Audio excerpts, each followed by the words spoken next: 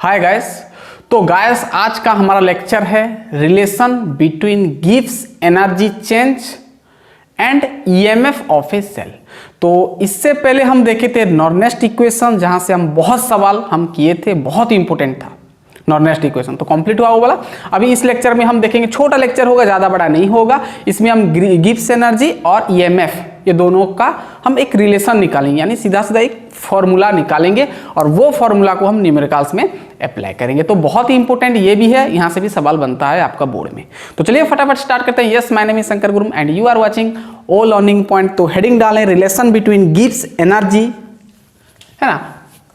बस कुछ नहीं करें, एक फॉर्मूला आएगा, वो फॉर्मूला को हम अप्लाई करेंगे। ठीक है, रिलेशन बिटवीन गिब्स एनर्जी, है ना। थर्मोडायनेमिक्स में आप पढ़ चुके होंगे। Gibbs energy change and EMF, है ना, ऑफ ए सेल आप लिख सकते हो। तो ये दोनों में हम रिलेशन हम देखेंगे, एक फॉर्मूला निकालेंगे। ठीक है, तो सबसे पहले गिब्स एनर्जी क्या होता है। ठीक है, गिब्स एनर्जी क्या होता है और गिब्स एनर्जी हम चेंज लेते हैं। ठीक है, गिब्स एनर्जी चेंज क्या होता है और गिब्स एनर्जी क्या होता है, ध्यान सुनना। गिब्स एनर्जी क्या होता है ना, मैक्सिमम, ध्यान सुनना, मैक्सिमम यूजफुल वर्क को हम क्या बोलते हैं, गिब्स एनर्जी बोलते हैं। ठीक है, मतलब आप यहाँ पर आप क्या पढ़ रहे हो, सेल पढ़ रहे हो। तो यहाँ पर जो हम बनाते हैं ना, सेल बनाते हैं इस प्रकार। दो कंटेनर लेते थे, यहाँ पर इलेक्ट्रोलाइट लेते थे, ठीक है ना, यहाँ पर रॉड लेते थे, है ना, यहाँ पर रॉड लेते थे। तो यहाँ पर इलेक्ट्रॉन फ्लो कर रहा था इस डायरेक्शन में, करंट इस डायरेक्शन में फ्लो कर रहा था। डेनियल सेल याद करो। ठीक है, तो यहाँ पर कितना वर्क दरकार पड़ रहा है उसको हम क्या बोलते हैं, जितना वर्क हमको यहाँ पर चाहिए, एक सेल जो यहाँ पर काम चल रहा है सेल के अंदर, कितना वर्क नीडेड है उसको हम क्या बोलते हैं, गिब्स एनर्जी। जितना एनर्जी यहाँ पर रिक्वायर्ड है उसको हम क्या बोलते हैं, गिब्स एनर्जी। यानी मैक्सिमम यूजफुल वर्क, यानी जितना हम यूज करेंगे बस उतना, उसको हम क्या बोलते हैं, गिब्स एनर्जी बोलते हैं। और गिब्स एनर्जी चेंज, इसको हम डेल्टा जी में डिनोट करते हैं। ठीक है, डेल्टा जी में डिनोट करते हैं। अब ध्यान से देखना, यहाँ पर अगर देखोगे तो यहाँ पर मैक्सिमम, ध्यान सुनना, मैक्सिमम वर्क जो होगा वो आपका NF ई सेल के बराबर होगा। इसको याद कर लेना। ठीक है, यानी मैक्सिमम यहाँ पर वर्क कितना दरकार पड़ेगा, NF ई सेल ये आपका बोलता है। ठीक है, यानी N क्या होता है भाई, आपको पता होगा। N आपका होता है नंबर ऑफ इलेक्ट्रॉन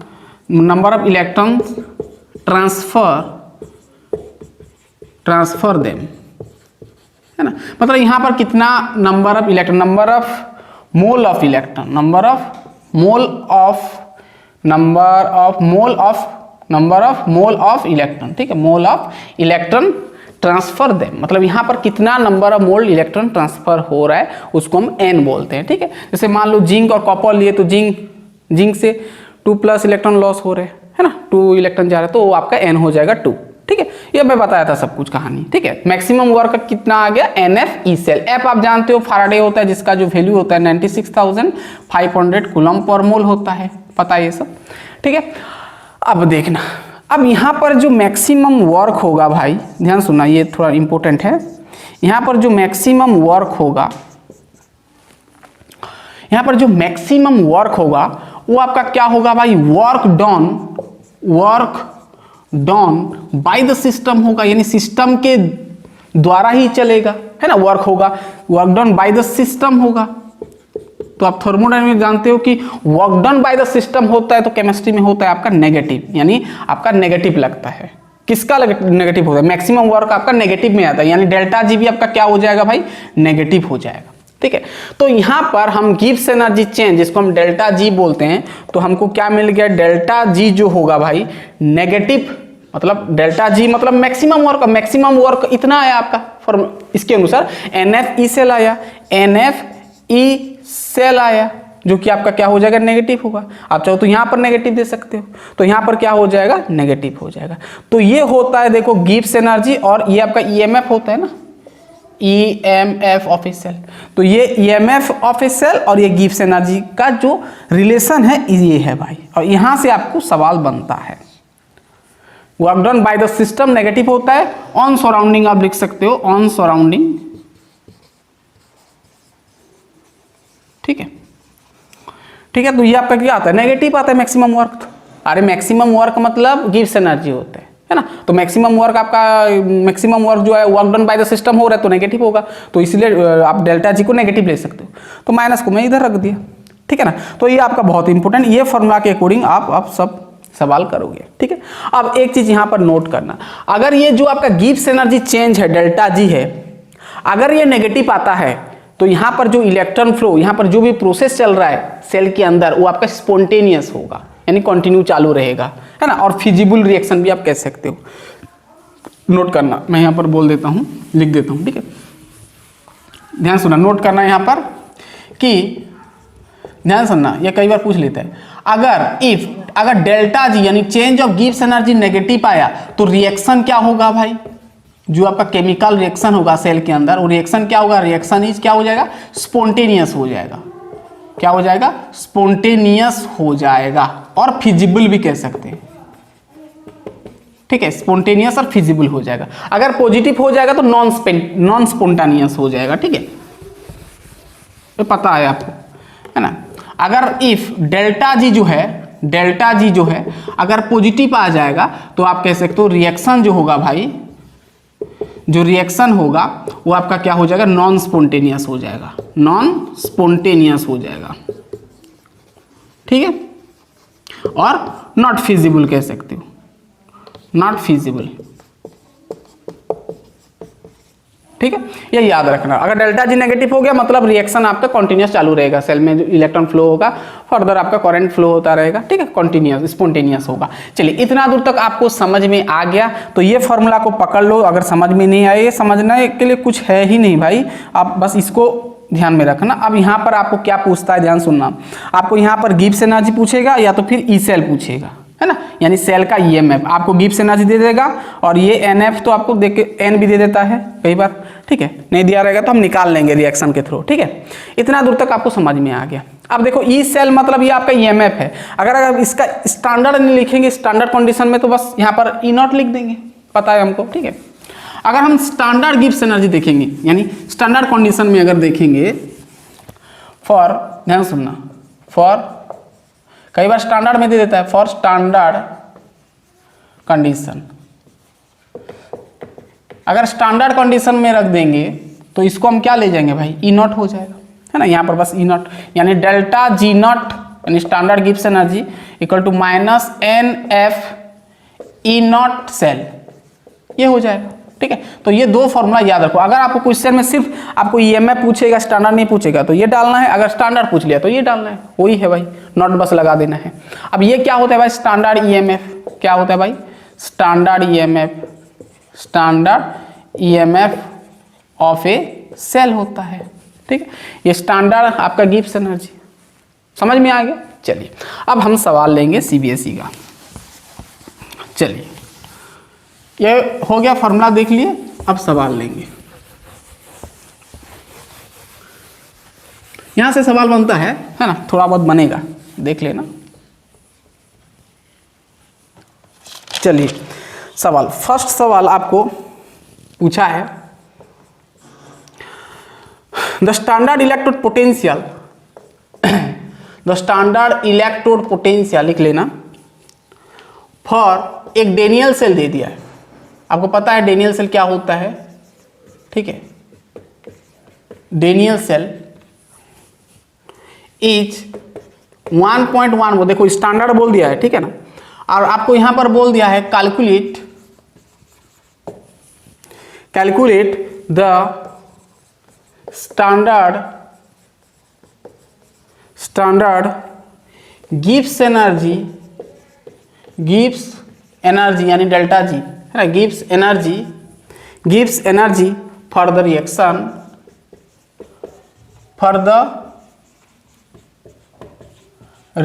आपको रिएक्शन बना के दे दिया है, ठीक है। Zn सॉलिड, या आप जानते हो डेनियल सेल का रिएक्शन है Cu2 plus aqueous give rise to आपका Zn2 प्लस एक्वस प्लस आपको कॉपर सॉलिड में दे दिया। ठीक है, आपको ये रिएक्शन बना के दे दिया है। आपको क्या बोला है, आपको क्या बोला है, calculate the standard Gibbs energy, यानी डेल्टा जी नॉट आपको निकालना है। ठीक है, आपको ये दे दिया डेनियल सेल, ये डेनियल सेल है ना, डेनियल सेल। डेनियल सेल क्यों होता है भाई, जब आप दो इलेक्ट्रोड में से एक जिंक लेते हो एक कॉपर लेते हो तो डेनियल सेल हो जाता है। ठीक है, अब देखो सॉल्यूशन करेंगे तो हमको क्या बोला है, डेल्टा जी नॉट निकालने को बोला है। इसका फॉर्मूला क्या होता है, माइनस NFE सेल होता है नॉट।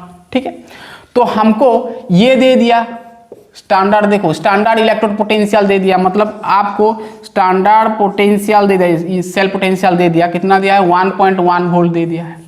एन यहाँ पर गौर से देखोगे तो एन यहाँ पर कितना टू लॉस हो रहा है भाई, Cu2 से Cu, मतलब 2 इलेक्ट्रॉन गेन और 2 इलेक्ट्रॉन लॉस हो रहा है, यानी ओवरऑल आपका कितना इलेक्ट्रॉन है, 2 है, तो आप यहाँ पर 2 लिख सकते हो। ठीक है, अब N हो गया, F हम जानते हैं Faraday 1 Faraday equal to 96,500 coulomb per mole होता है। ठीक है, अब इतना दूर तक समझ में, अब डायरेक्ट पुट कर दो तो delta G naught equal to minus N हो जाएगा 2, F आपका 96,500 इंटू, और आपका क्या हो गया भाई 96,500, और ई सेल दे दिया आपका कितना 1.1 वोल्ट है ना, 1.1 वोल्ट हो गया। तो इतना अगर आप करेंगे, यहाँ पर आप इसका यूनिट लिख सकते हो 2 है, या आप कूलम पर मोल लिख सकते हो। ठीक है, और 1.1 वोल्ट हो जाएगा। ठीक है, अब चाहो तो इसको छोड़ो ना, यूनिट मत लिखो, डायरेक्ट इसको मल्टीप्लाई कर दो। अब इसको मल्टीप्लाई अगर आप करते हो तो आएगा आपका करीबन आएगा -21230 आएगा। ठीक, इतना आएगा। अब गिब्स एनर्जी का यूनिट क्या होता है भाई, यहाँ पर अगर देखोगे ध्यान सुनना, देखो अब मैं इसको ना ऐसे बताता हूँ, तो चलिए ये -2 हो जाएगा 2 मोल। ठीक है, अगर पूरा यूनिट में लिखोगे तो इनटू, अब ध्यान से सुनना, एन हो गया एफ क्या है 96,500 कूलम पर मोल। ठीक है, इनटू, अब ई सेल दे दिया वोल्ट में कितना 1.1 वोल्ट, तो 1.1 वोल्ट। ठीक है, अब देखो मोल मोल काट दो, कूलम और भी बच गया, यानी कूलम वोल्ट मिल गया। अब इसको मल्टीप्लाई करते हो तो ये 2 ये और ये मल्टीप्लाई करोगे तो आएगा, मल्टीप्लाई कर लेना, कितना आएगा -2123000 सी भी आएगा, C इंटू भी सी भी कूलम वोल्ट। और कूलम वोल्ट को आप जूल में लिखोगे तो ये आपका आ जाएगा, कूलम वोल्ट को जूल में लिख सकते हो, जूल पर मोल, कोई दिक्कत नहीं है। ठीक है, अब अगर जूल को किलो जूल बनाना है तो 100 डिवाइड कर दो, है ना, -2123000 हो जाएगा अगर किलो जूल बना रहे हो तो। ठीक है, मोल इनवर्स, किलो जूल को किलो जूल पर मोल करोगे तो यहाँ पर 2 जीरो के आगे पॉइंट दे दो, है ना, 100 डिवाइड कर दिया। ठीक है, कहानी समझ में आया, पूरा क्लियर। ठीक है, अब ये लिखो ये लिखो ये लिखो, चलेगा जो भी लिखने से। ठीक है, तो ये आपका आया था भाई, ये बोर्ड में यहाँ पूछा गया है 2013 में, CBSE बोर्ड में, CBSE, तो ये यहाँ से भी क्वेश्चन बनता है भाई, जान लो। ठीक है, चलिए नेक्स्ट सवाल करते हैं। चलिए, कई बार ये पूछ लेता है और ये इसका वैल्यू दे देता है, गिब्स एनर्जी का वैल्यू दे देगा और स्टैंडर्ड EMF पूछ लेता है, उस प्रकार अभी सवाल अभी आएगा। चलो देख लेते हैं, ये हो गया, लिख लीजिए इतना। Next question,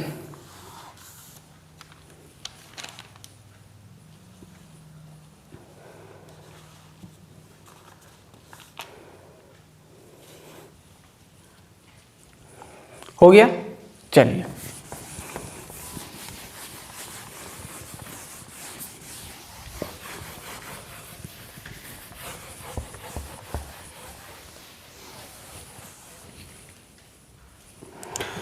calculate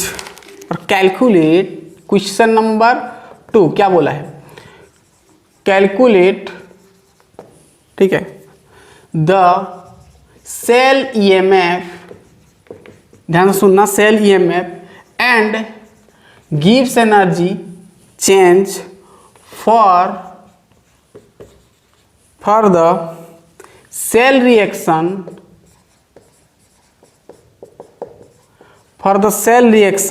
at 298 kelvin, ठीक है।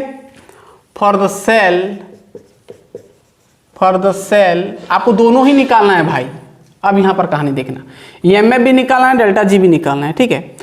अब यहाँ पर ZnS दे दिया आपको रिएक्शन, मतलब सेल बना के दे दिया है। इसका Zn2+ का कॉन्सेंट्रेशन दे दिया 0.0004 मोलारिटी, ठीक है। ये पता है सब कहानी, कैपिटल M होगा भाई, ठीक है। मोलारिटी ये आपका सॉल्ट ब्रिज सिंबल होता है। Cd2+, यहाँ पर कैडमियम का दे दिया कॉन्सेंट्रेशन 0.2 मोलारिटी, और यहाँ पर Cd कैडमियम सॉलिड फॉर्म में दे दिया, ठीक है। अब ध्यान सुनना,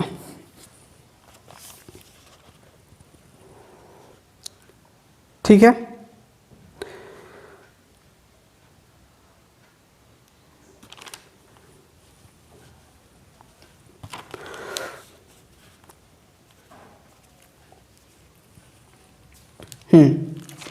और एक यहाँ पर गिवन दे दिया है, ठीक है।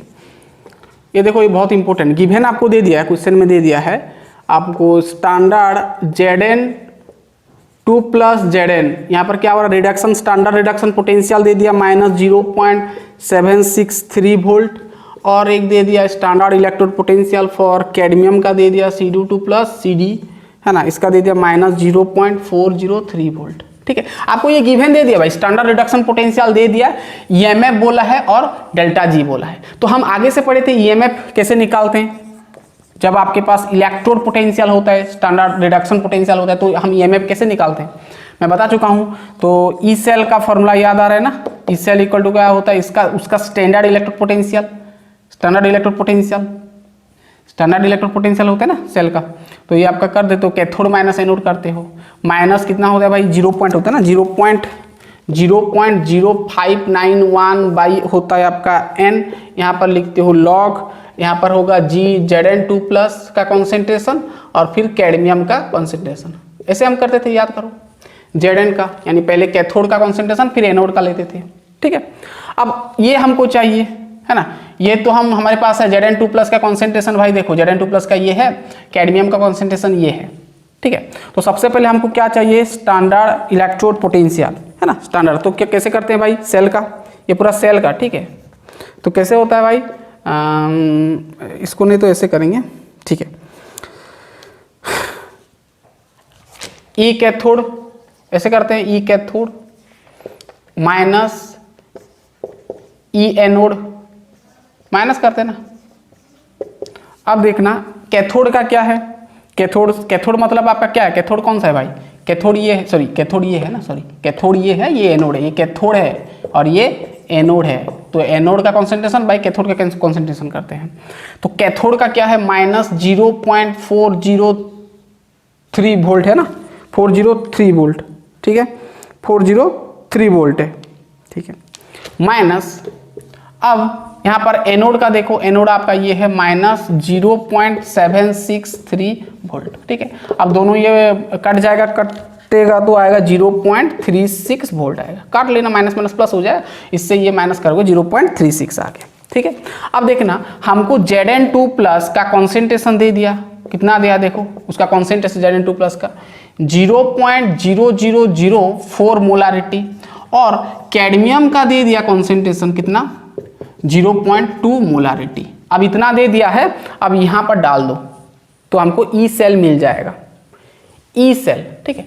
हमको EMF बोला है, स्टैंडर्ड यहाँ पर नहीं यूज किया है, बस ई सेल निकालना है, ठीक है। अब वैल्यू हम डाल देंगे, इसको मिटा देंगे, चलिए। ये Zn है, Zn2+, ठीक है। अब इतना दूर समझ में आ गया, पूरा क्लियर। अब इसको हम इसको मिटा देते हैं, ठीक है, इसको मिटा देते हैं, तो हो गया होगा। चलिए, अब हमको मिल जाएगा ई सेल इक्वल टू, इसका जो वैल्यू मिला हमको, ये मिला 0.36 माइनस 0.0591 बाई n, क्या होगा भाई, ऑब्वियसली 2 होगा। देखो गौर से देखो, Zn लॉस कर रहा है, Zn से Zn2+, इलेक्ट्रॉन 2 इलेक्ट्रॉन लॉस किया, ये 2 इलेक्ट्रॉन गेन किया, है ना, यानी आपका यहाँ पर क्या हो जाएगा, 2 हो जाएगा n, और इसको मिटाया।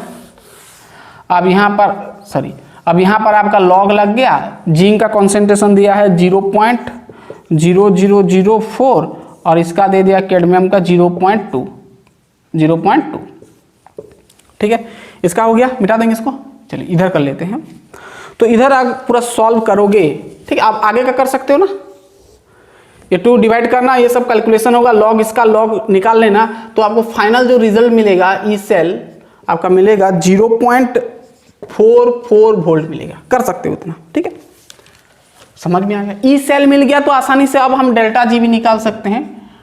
डेल्टा जी, ई सेल तो मिल गया, डेल्टा जी का फॉर्मूला क्या होता है, -NF ई सेल होता है, ठीक है। अब -N आपका 2 मोल है, यूनिट को छोड़ो, डायरेक्ट लास्ट में लिख देना, ठीक है। समझ में आ रहा है ना, जूल लिख सकते हो। -2 F है 96,500 और ई सेल आया आपका 0.44। अब इसको सबको मल्टीप्लाई करोगे तो आएगा आपका -84920 इतना जूल आएगा, ठीक है। पूरा क्लियर। तो इस प्रकार का भी सवाल आपको दे सकता है। ये भी आपका 2002 में आया था, सीबीएसई में ही आया था। तो देखना भाई, यहां से भी क्वेश्चन बन सकता है, ठीक है। छोटा लेक्चर था, 2 सवाल आपको करवाया और 1 मैं आपको दे रहा हूं, वो खुद से ट्राई करके देखना, ठीक है। 2011 का दे रहा हूं, ठीक है, सीबीएसई का। हो गया, समझ में आ गया। और 1 आप करके देखना कितना आएगा, कमेंट में बताना मेरे को। चलिए question number 3 for you, question number 3, ठीक है। यहां पर मैं पूछूंगा इक्विलिब्रियम कांस्टेंट, ठीक है। इक्विलिब्रियम कांस्टेंट भी यहां पर मिक्स कर सकता है। आपको निकालना है, कैलकुलेट इक्विलिब्रियम कांस्टेंट में बता चुका हूं नॉर्नेस्ट इक्वेशन में। इक्विलिब्रियम कांस्टेंट जिसको हम केसी बोलते हैं ना, उसका फॉर्मूला भी मैं बता चुका हूँ, log KC equal to something होता है, एंड डेल्टा जी नॉट, है ना, standard Gibbs energy for reaction. आपको एक रिएक्शन दे दिया मैं, ठीक है, निकेल का, nickel solid plus 2Ag plus aqueous में ये बनाया nickel 2 plus aqueous plus 2Ag बनाया, ठीक है। और यहाँ पर standard electrode potential, cell potential दे दिया, इलेक्ट्रोड नहीं भाई, सेल पोटेंशियल इतना दे दिया है। और आपको यहाँ पर गिवन दे दिया 1 Faraday equal to 96,500 coulomb per मोल, ठीक है। ये आपको दे दिया गिवन, ठीक है। समझ में आ गया पूरा भाई, बहुत ही आसान सॉल्यूशन आप कर सकते हो। तो पहले तो आपको ये दे दिया, तो पहले आप इक्विलिब्रियम कांस्टेंट, पहले डेल्टा जी निकाल लोगे, ठीक है, तो आपका मिल जाएगा। डेल्टा जी निकाल लेना, फिर ई नॉट कर सकते हो, कोई दिक्कत नहीं है, ठीक है। ई नॉट का फॉर्मूला करके आप केसी का निकाल सकते हो, ई नॉट का फॉर्मूला डाल देना, ठीक है। मैं बताया था इक्विलिब्रियम कांस्टेंट क्या होता है, ई नॉट इक्वल टू 2.303 RT, जिसको हम डायरेक्ट 0.0591 बाई एन लॉग केसी करते हैं, फिर लॉग को उधर फेंक के एंटी लॉग बनाते हैं, ठीक है। आप कर सकते हो, ये खुद से ट्राई करना और बताना कितना आएगा आपका गिब्स एनर्जी और इक्विलिब्रियम कांस्टेंट। तो गाइस ये छोटा सा लेक्चर था, इसके बाद बड़ा लेक्चर आएगा जहां पर हम देखेंगे फैराडेज लॉ। 2 लॉ है, फर्स्ट लॉ और सेकेंड लॉ, और उसके साथ हम इलेक्ट्रोलाइसिस भी करेंगे। अरे भाई इलेक्ट्रोलाइसिस पहले करना पड़ेगा, देन फैराडेज लॉ आएगा, ठीक है। तो पढ़ाई करते रहिए, हम तुरंत फैराडेज लॉ में मिलते हैं, तब तक के लिए ऑल द बेस्ट।